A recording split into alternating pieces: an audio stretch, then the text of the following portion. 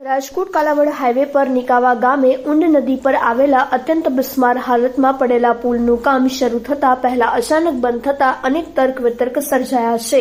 અત્રે ઉલ્લેખનીય છે કે રાજકોટ કાલાવડ હાઈવે પર નિકાવા ગામે ઊંડ નદી પર આવેલો પુલ છેલ્લા ઘણા સમયથી બિસ્માર હાલતમાં છે।